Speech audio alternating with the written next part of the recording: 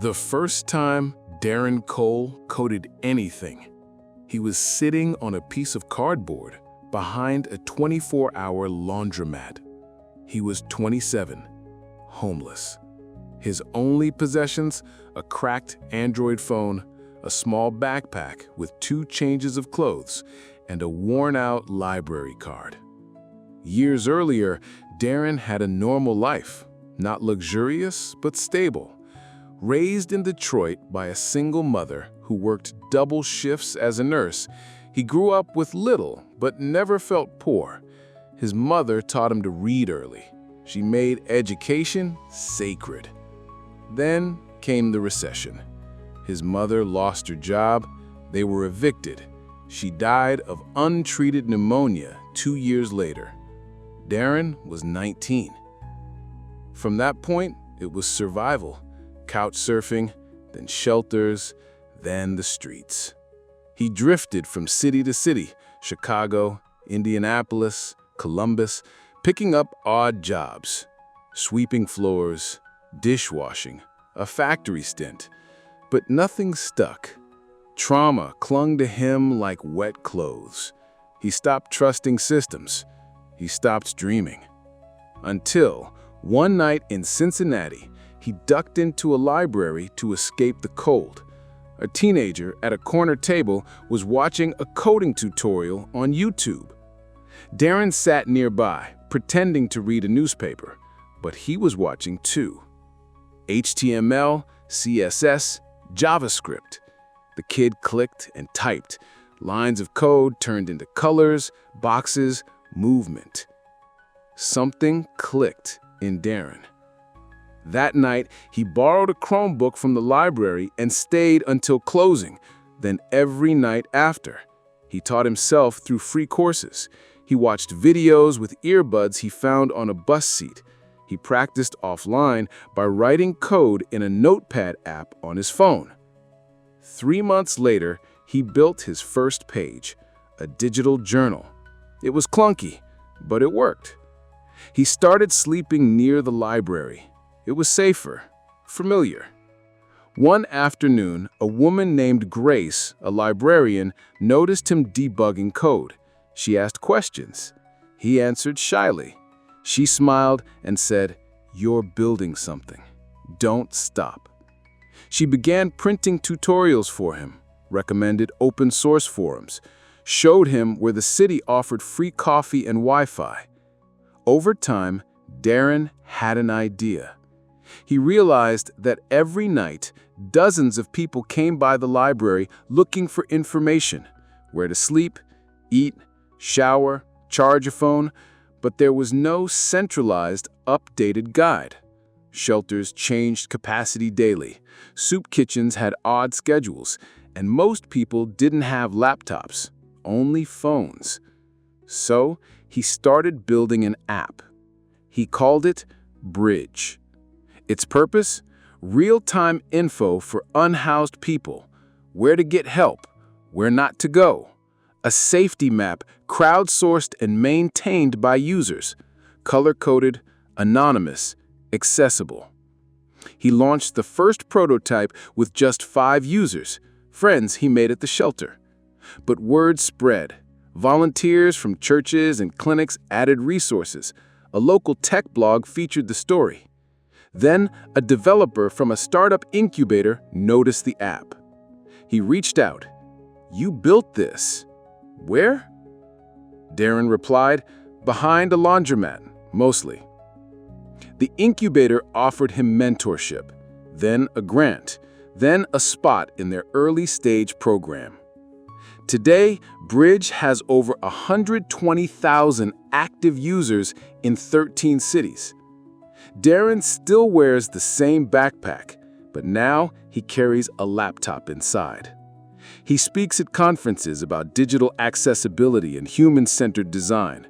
And every year, on the anniversary of Bridge's launch, he donates 100 smartphones to libraries. When asked what drives him, Darren once said, "If I had waited for the system to rescue me, I'd still be on the sidewalk. So I built something that helps people find their own way out. 6 months after Bridge expanded to its 10th city, Darren sat at a cafe table in downtown Detroit, his hometown, doing something he never thought he'd do again, waiting for a reporter. NPR wanted to interview him for a feature on tech-driven social impact. He wore the only button-up shirt he owned. The same librarian, Grace, had bought it for him. But while he waited, his phone buzzed with a new alert on Bridge's admin panel. A flagged report. Category: unsafe location. Shelter 47, Detroit East. The alert wasn't unusual. Bridge users flagged issues often: overcrowding, missing staff, closed kitchens. But this one had urgency.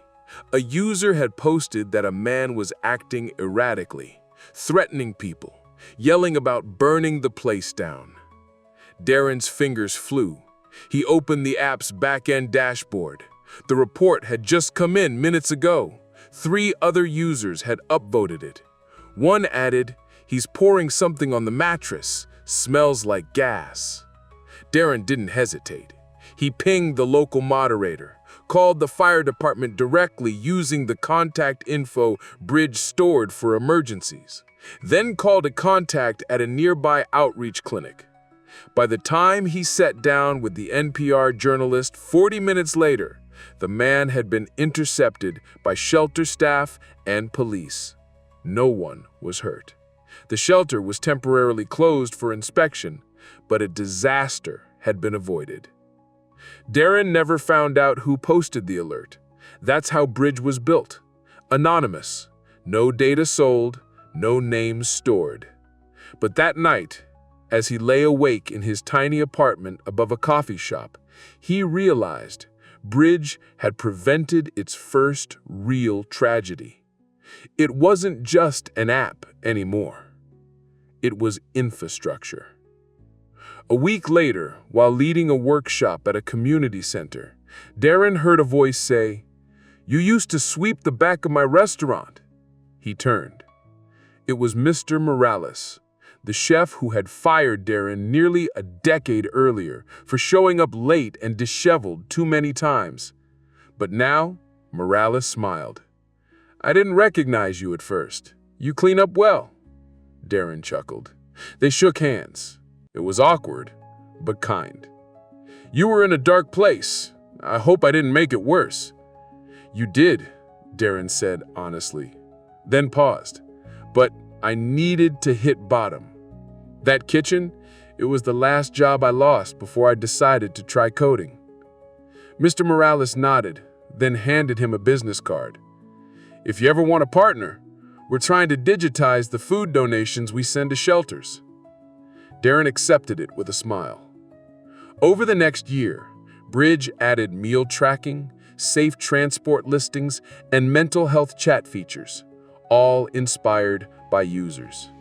Darren built a team. Half of them had been unhoused before. He refused to accept VC funding that wanted to pivot the model or monetize engagement. He said Bridge wasn't built to scale wealth. It was built to scale dignity. At a TEDx talk, he closed with this: "Technology should not widen the gap between those who have and those who don't. It should build the bridge across it." Today, Bridge is in 20 cities. A free, open-source version is available for smaller communities worldwide. Darren still walks the same neighborhoods where he once begged for coins. Now, he walks with purpose. Every step he takes is proof you don't have to be rescued to be redeemed. You can build the exit, and then leave the door open for the next person.